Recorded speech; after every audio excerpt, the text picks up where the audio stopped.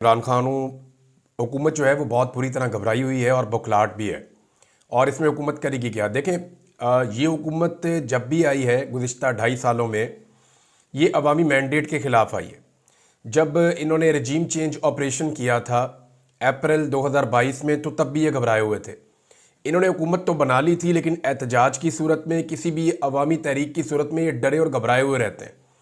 और उस वक्त भी फ़ैसला इसलिए नहीं हो पाया कि पाकिस्तान तहरीक इंसाफ को निज़ाम के अंदर से उम्मीद रहती थी कि अदालतें कोई इंसाफ दे देंगी या सिस्टम के अंदर कहीं कोई गुंजाइश निकल आएगी और अवामी ताकत से हम इक़्तिदार में आ जाएंगे।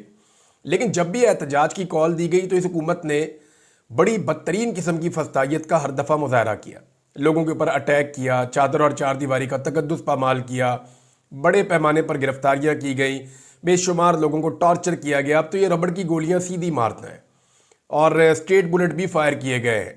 अभी कोयटा का वाक़या आपके सामने, इससे पहले दीगर वाक़यात आपके सामने हैं। लोगों को बहुत दफ़ा गोलियां लगी हैं। हुकूमत जो है वो बहुत बुरी तरह घबराई हुई है। हुकूमत के कैंपों की मैं आपको अंदर की खबर दे रहा हूँ कि हुकूमती लोग हमसे रब्ता करके पूछ रहे हैं कि क्या कोई इन्फॉर्मेशन है, पाकिस्तान तहरीक इंसाफ के लोग किस लेवल पे इस मामले को ले जाएंगे। क्योंकि जो ग्राउंड से इतलात आ रही हैं, लोग बहुत मोटिवेटेड हैं। जो आम पाकिस्तानी है वो इसको एक मौके की तरह देख रहा है। पाकिस्तानियों को लगता है कि इस रजीम से जान छुड़ाने का शायद इसके बाद उनके पास मौका ना आए। ये मौका है, इस रजीम से जान छुड़ाई जा सकती है। 2.5 साल से पाकिस्तान में जो खिचखिच चल रही है उसको हमेशा के लिए बंद करने का अवाम को एक मौका मिला है। अब हुकूमत जो है उसकी घबराहट बिल्कुल जायज़ है। अब घबराहट में हुकूमत करेगी क्या? हुकूमत घबराहट में ऑपरेशन करती है। हुकूमत घबराहट में अपनी स्टेट पावर जो है उसको इस्तेमाल करती है, रियासती ताकत का अंधा इस्तेमाल करती है, और यही वो करेंगे। इसके इशारे हुकूमत ने दे दिए और एस्टेब्लिशमेंट का आशीर्वाद हुकूमत के साथ है, बल्कि वो तो प्लानिंग के अंदर साथ शामिल होते हैं। तो अब जो है वो क्रैकडाउन शुरू किया गया है। लाहौर से क्रैकडाउन की इतलात आ रही हैं, पंजाब के मुख्तलिफ अजला से मजीद आ रही हैं। आज़ाद कश्मीर में भी क्रैकडाउन शुरू कर दिया गया है, जबकि गिरफ्तारियां और छापे पाकिस्तान तहरीक इंसाफ के कारकुनों पर हो रहे हैं, सवाए खैबर पख्तूनख्वा को छोड़कर। वहां उनकी हुकूमत है तो वहां पर उनके ऊपर क्रैकडाउन नहीं होता, लेकिन बाकी जगहों पर क्रैकडाउन हो रहा है। हुकूमत ताकत का पूरा इस्तेमाल करेगी, लेकिन एक हद से आगे नहीं जा पाएगी। क्योंकि मैं आपको एक चीज बताऊं, पाकिस्तान तहरीक इंसाफ ने जिस जगह पे पहुंचने का फैसला किया ना, जब जब उन्होंने अपना टारगेट सेट किया कि हम इस जगह पे पहुंचेंगे, पाकिस्तान तहरीक इंसाफ ने उस जगह पे पहुंच के दिखाया। मिसाल के तौर पे जब इमरान खान साहब ने कहा कि डी चौक आएंगे, और माजी में भी एक दफा कहा था कि आएंगे 2014 में, तो उस वक्त जो कुछ चौधरी निसारदी खान ने किया वो सबको याद है, लेकिन वो पहुंच गए थे। 2022 में जब उन्होंने कहा कि डी चौक में आएंगे, पूरी रियासती ताकत लगी थी, उन्होंने कहा था पहुंचेंगे, वो पहुंच गए थे। उसके बाद जब जब इमरान खान ने जहां जहां जलसे का कहा, वो वहां उन्होंने पहुंच कर दिखाया। अभी फाइनली जो पाकिस्तान तहरीक इंसाफ जब जलसे कर रही थी तो तमाम जलसों में रुकावटें थी, लेकिन तहरीक इंसाफ ने उस जगह पे जाके अपने कदम रख के वीडियो बना के इनके लोगों ने दिखाई कि हम यहां पे आ गए हैं। फाइनली डी चौक पे भी अभी अक्टूबर के अंदर पाकिस्तान तहरीक इंसाफ के लोग पहुंच गए थे, बहुत बड़ी तादाद में, लेकिन क़यादत के ना होने की वजह से सिचुएशन फिर किसी और तरफ चली गई। अब मामला यह है कि पाकिस्तान तहरीक इंसाफ इस मरतबा डी चौक कैसे पहुंचेगी, उसकी पूरी एक हिकमत अमली है। अभी हुकूमत के लिए भी हालात उतने आसान नहीं होंगे, लोग बहुत तंग आ गए हैं, और इस्लामाबाद के अंदर जो मुखालफत है वो बहुत बढ़ गई है। इस हुकूमत के खिलाफ इस्लामाबाद के अंदर जो मुखालफत है लोगों में, वो बहुत ज्यादा बढ़ गई है। अंदर से जो रिजेंटमेंट आ रही है, जो अंदर से मुजामत हो रही है इस्लामाबाद के अंदर से, वो इतनी सख्त है कि बाहर वाले लोगों को टैकल करें या अंदर वाले लोगों को टैकल करें। और अगर सिंध से और पंजाब से पुलिस को लेकर जाते हैं तो सिंध को और पंजाब को फिर कौन टैकल करेगा?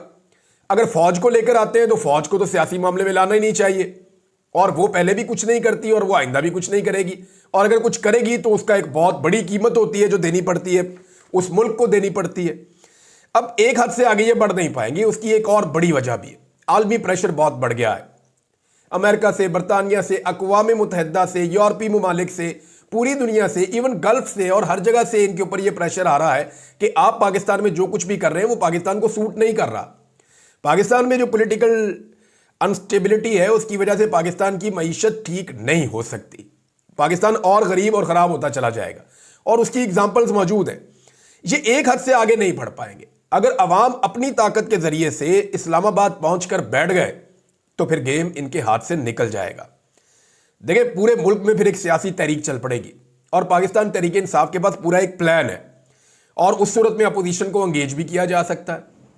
यानी जो अपोजिशन है, अब बीच में एक लिंक तो है ना फजलुर रहमान साहब का, कोई माने या ना माने, जमात इस्लामी है फजलुर रहमान साहब। हालांकि फजलुर रहमान साहब हमेशा एस्टेब्लिशमेंट के साथ खड़े होते हैं, हमेशा जाकर खड़े होते हैं वो हुकूमत के साथ, लेकिन क्योंकि पाकिस्तान तहरीक इंसाफ के कुछ लोग उनके साथ कंफर्टेबल हैं तो बातचीत करने में प्रॉब्लम आएगी नहीं। तो अल्टीमेटली जो हल है इन सारे मसाइल का वो अगले इलेक्शंस के अंदर है। आलमी दबाव अगर बढ़ता है और पाकिस्तान में अगर पब्लिक अपना दबाव बढ़ाने में कामयाब हो जाती है, जो वो इस्लामाबाद में बढ़ाना चाह रहे हैं, पाकिस्तान तहरीक इंसाफ की प्लानिंग तो यही है, तो अगर ये दबाव बढ़ जाता है तो मामला एक नए इंतखाबात की तरफ जाएगा, क्योंकि मईशत मजीद बोझ नहीं उठा सकती, होगा यही। और आलमी प्रेशर जो है वो इसकी एक बहुत बड़ी वजह है। मैं आपको एक चीज़ बताऊं, ये जो क्रैकडाउन हो रहे हैं ना, इसकी पाकिस्तान तहरीक इंसाफ के लोगों को वीडियो ज़रूर बनानी चाहिए। जिसके घर के ऊपर भी क्रैकडाउन हो वो नहीं बना सकता, साथ वाला बनाए हमसाया उसका। कुछ भी करें, हर चीज़ की विजुअल बनाएं। आपके घरों में जो सीसीटीवी कैमरास लगे हुए हैं इन्हें ऑनलाइन करवाएं और इनकी एक्सेस जो है वो किसी और जगह पे भी रखें।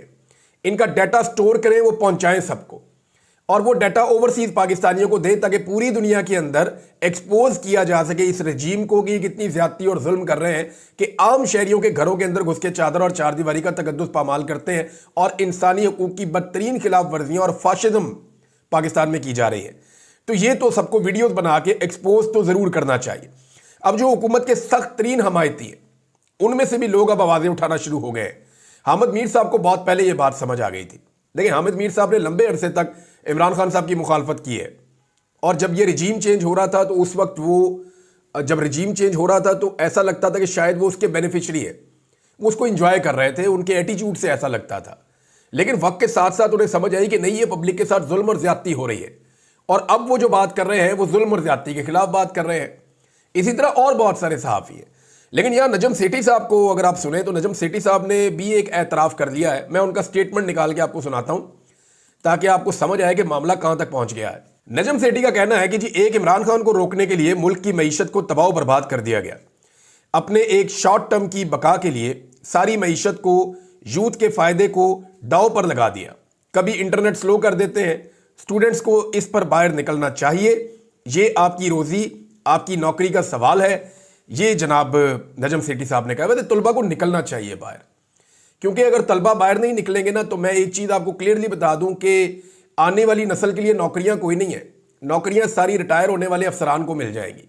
यानी जिस महकमे में कोई नौकरी मिलती है, कोई चीज़ निकलती है, वो रिटायर ऑफिसर उसके ऊपर ला के लगा देते हैं। पाकिस्तान ऐसा लगता है कि सारा का सारा एक महकमे ने चलाना है या एक इदारे ने चलाना है। क्या दूसरे इदारों में कैपेसिटी नहीं है, या काबिलियत नहीं है, या उन पर एतबार नहीं है, या बाकी सारे गद्दार हैं, बाकी सारे जो है वो मुल्क से प्यार नहीं करते?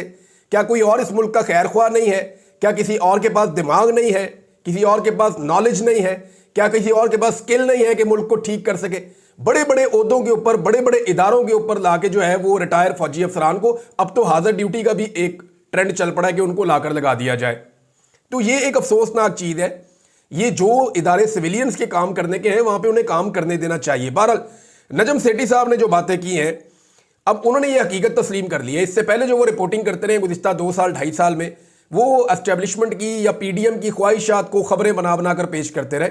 उनकी बहुत सारी खबरें बाउंस भी हुई। मुझे ऐसा लगता है कि नजम सेठी साहब ने या तो कहीं गैर मुल्की दौरा किया है जहां उन्हें जाके हकीकत का आइडिया हुआ, या नजम सेठी साहब ने, मेरे ख्याल में उनके कुछ चाहने वालों ने या जानने वालों ने उन्हें समझाया कि भी हकीकत तस्लीम कर लें, इसी में भी आपकी भलाई और पाकिस्तान की भलाई भी इसी में है। काश सुहेल वड़ाइस साहब भी जो है वो हकीकत तस्लीम कर लें, क्योंकि उनका स्टेटमेंट बहुत ही मुझे अजीब लगा। यानी वो अब एक और स्टेटमेंट दे रहे हैं जी, कानूनी रास्ता है जो इख्तियार किया गया है ओवरसीज पाकिस्तानियों को काबू करने के लिए।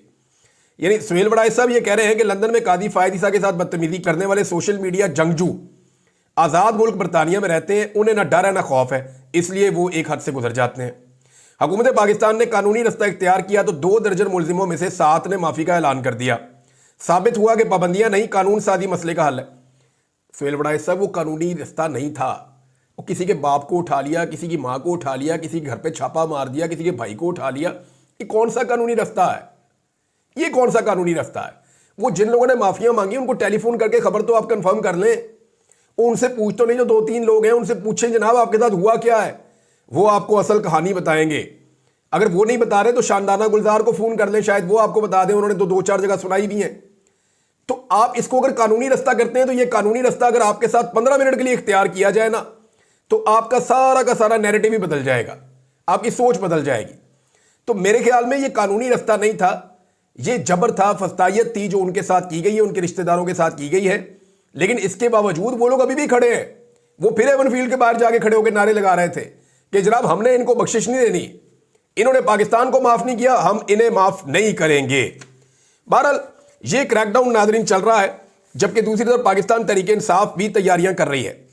तहरीक इंसाफ की जो तैयारी है वो ये है जी कि इस्लामाबाद में अब एक सेमत से दाखिल नहीं होना। नॉर्मली होता यह था कि इस्लामाबाद में दाखिल होने के लिए तहरीक इंसाफ एक ही रास्ता इख्तियार करती थी और सारे कंटेनर, सारी रुकावटें, सारा मामला उसी रास्ते पे खड़ा कर दिया जाता था और वो एक रास्ता ब्लॉक कर दिया जाता था। पीछे 50,000 1 लाख जितना आदमी आ रहा है वो सारा उधर ही ब्लॉक है। अब क्योंकि वहां एक लंबी लड़ाई लगती थी तो वहां से लोग कुछ डिस्पर्स भी हो जाते थे। अब पाकिस्तान तहरीक इंसाफ ने डिफरेंट हिकमत अमली अपनाई है। खैबर पख्तूनख्वा से और पंजाब से इस्लामाबाद में बहुत सारे रास्ते आते हैं। मारगला साइड से आते हैं, मरी साइड से आते हैं, पिंडी साइड से आते हैं, मोटरवे साइड से आते हैं। बहुत सारे रास्ते हैं जो इस्लामाबाद के अंदर एंटर होते हैं। अब पाकिस्तान तहरीक इंसाफ ने यह फैसला किया है कि हर रास्ते से काफिले आएंगे, बड़ी तादाद में आएंगे और वो इस्लामाबाद में एंटर होंगे। अब अगर एक जगह पे लगाया जाता था 2000 पुलिस वालों को, तो इन 2000 पुलिस वालों को फिर 10 जगह पे लगाना पड़ेगा, यानी हर जगह पे पुलिस की स्ट्रेंथ कम होगी, बहुत ज्यादा ताकत चाहिए होगी, बहुत ज्यादा जोर लगाना पड़ेगा। अगर एक जगह से लोग दाखिल होंगे तो दूसरा रास्ता ऑटोमेटिकली खुल जाएगा या लोग उस रास्ते को ज्यादा अडॉप्ट कर लेंगे। तो इस्लामाबाद में दाखिले का प्लान तो पाकिस्तान तहरीक इंसाफ का रिपोर्ट हुआ है, कुछ मीडिया के ऊपर भी हो गया, इसलिए मैंने आपको बता दिया कि एक्चुअली ये क्या करने जा रहे हैं। बुशरा बीबी ने एक पैगाम इमरान खान साहब का पहुंचाया पाकिस्तानी अवाम को और ख़ास तौर पे पाकिस्तान तहरीक इंसाफ को, और इसको जो है वो अदर मशवानी साहब ने अपने ऑफिशियल ट्विटर से भी डाला हुआ है। तो ये उनकी सोशल मीडिया टीम के हेड है, one of the main members. तो बुशरा बीबी ने कहा कि खान साहब की हदायत है कि छोटे शहर से इस्लामाबाद आने वाला कोई भी काफिला 5000 से कम नहीं होगा। अच्छा, ये वो लोग हैं जो लेकर आने हैं अरकान असम्बली ने और ओहदेदारों ने, जो पब्लिक खुद आए वो उनकी मर्जी है, ये उनकी अपनी रिस्पॉन्सिबिलिटी है। और बड़े शहरों से 10,000 से कम ना हो। इसकी वजह यह है कि जब काफिला बड़ा होगा तो पुलिस के लिए आपको गिरफ्तार करना मुश्किल हो जाएगा। फिर यह भी कहा गया कि जो लोग इसमें शामिल नहीं होंगे या गिरफ्तार हो गए वो अपना सेकंड, थर्ड और फोर्थ नॉमिनेट करेंगे कि अगर मैं गिरफ्तार हो गया तो फलां बंदा लीड करेगा, वो गिरफ्तार हो गया तो फलां बंदा लीड करेगा, अगर वो भी गिरफ्तार हो गया तो फलां बंदा लीड करेगा। और हर बंदा जब इस ओहदे के ऊपर आएगा कि अब मैं लीड कर रहा हूं तो वो अगले बंदे नॉमिनेट करेगा कि जनाब मेरे बाद ये और उसके बाद ये और उसके बाद ये है। तो इस तरीके से इन काफिलों ने पहुंचना है इस्लामाबाद। बुशरा बीबी हिकमत अमली बता रही है और मीडिया पाकिस्तान का जो है धड़ाधड़ खबरें चला रहा है। तो इमरान खान को खोल दें, वो अपनी सियासत खुद ही कर लेगा। और ना इमरान खान ने बुशरा बीबी को मखसूस नशिस्त पे MNA बनाना है, ना उन्होंने अपनी बहनों को सेनेटर या MNA बनाना है, ना उन्होंने इनको कभी कोई ओहदे देने हैं। अब जरदारी की बहन जो है वो वज़ीर आला सिंध बनना चाहती हैं, खबरें इस हवाले से आ रही हैं और उनके लिए रास्ता बनाया भी जा रहा है। दूसरी जानिब नवाज शरीफ ने अपने एक भाई को वज़ीर आज़म बनाया है, बेटी को वज़ीर आला बना दिया है, भतीजे को भी बना दिया था वज़ीर आला, खुद भी वज़ीर आज़म 3 दफ़ा रहा, बाकी रिश्तेदार भी सारे कपाए हुए। तो इमरान खान ने क्लियरली कहा कि मेरी फैमिली का कोई ताल्लुक सियासत से नहीं है, ये सिर्फ पैगाम रसानी कर रहे हैं और ये मामला आकर बता रहे हैं। और हर बीवी को पूरा हक है कि वो अपने खावंद की आज़ादी के लिए तहरीक चलाए।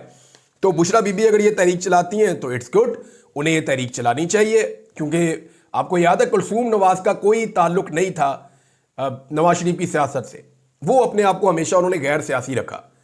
लेकिन जब नवाज शरीफ साहब के ऊपर बहुत बुरा वक्त आया तो कुलसूम नवाज शरीफ ने निकल के उस वक्त तहरीक चलाई थी, क्योंकि नवाज शरीफ साहब अंदर थे, वो बाहर थी, पार्टी की क़यादत बिखरी हुई थी, तो उन्होंने निकल के तहरीक चला दी थी। अब फजलुर रहमान साहब के हवाले से मैंने आपको एक बात बताई थी, तो फजलुर रहमान साहब की अगर आप स्टेटमेंट देखें तो आपको आइडिया हो जाएगा। उन्होंने कहा जी अवाम करब से गुजर रही है और खैबर पख्तूनख्वा हुकूमत की सारी तवज्जो सियासत पर है। अब फजलुर रहमान साहब को इस बात का आइडिया तो है ना, इन्हें यह पता ना हो, ये नहीं हो सकता कि सिर्फ पंजाब एक ऐसा सूबा है जिसकी कारकर्दगी सबसे खराब है मईशत में और वही खसारे में गए हैं, बाकी सारे के सारे जो हैं वो मुनाफे में गए हैं, सरप्लस में गए हैं। बजाय इसके कि वो खैबर पख्तूनख्वा को शाबाश देते या मरियम नवाज से पूछते कि तुमने ये क्या किया, वो फिर अली अमीन के ऊपर चढ़ाई कर रहे हैं। देखिए, मैंने आपको कई दफ़ा ये बात बताई है कि फजलुर रहमान साहब एस्टेब्लिशमेंट के साथ और स्टेटस को के साथ कंफर्टेबल रहते हैं। वो ये मजबूर तो हो गए अवामी राय के सामने घुटने टेकने के लिए कि जी पब्लिक इतनी खिलाफ हो गई इनके कि मैं इनके साथ कैसे खड़ा हो जाऊं। वो इस डर से पीडीएम के साथ नहीं खड़े होते ऑन कैमरा कि लोग मेरे खिलाफ हो जाएंगे, अंदर से वो अभी भी उनके साथ ही खड़े हैं। इस वक्त ये स्टेटमेंट देने का मतलब ये है कि जो जुल्म, फस्तायत और जबर चल रहा है, जो 2 नंबर हुकूमत चल रही है, देखिए इमरान खान तो निकले, जो जुल्म हुआ आईनी तरमीम और उसके बाद जो कानून साजियां की गई, जो सुप्रीम कोर्ट के साथ इन्होंने दुर्गत बनाई है। अब फजलुर रहमान साहब अपने मुंह से मानते हैं कि हमारे साथ किए हुए वादे तोड़ दिए गए और सुप्रीम कोर्ट का अब जो स्ट्रक्चर है ये हमारी मर्जी के मुताबिक नहीं है। खुद कहते हैं ये गलत हो गया। अब इमरान खान उस गलत के खिलाफ जब निकलता है तो कहते हैं जी ना निकलो।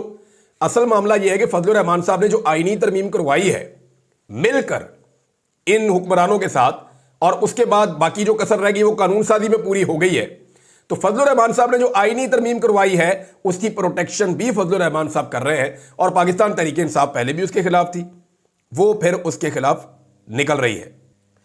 अभी अगर पाकिस्तान तहरीक इंसाफ के कुछ लोग समझते हैं कि फजलुर रहमान साहब को या बाकी जमातों को साथ मिलाकर तहरीक चलाई जाए तो ये मुमकिन नहीं है। देखिए पाकिस्तान तहरीक इंसाफ जब भी इलेक्शन होगा वो सबसे बड़ी जमात बन जाएगी। फजलुर रहमान साहब के लिए क्या फर्क पड़ेगा? आज उनको कुछ 6 सीटें उनके पास हैं, 6-7 सीटें उनके पास हैं, आज फर्ज करें 8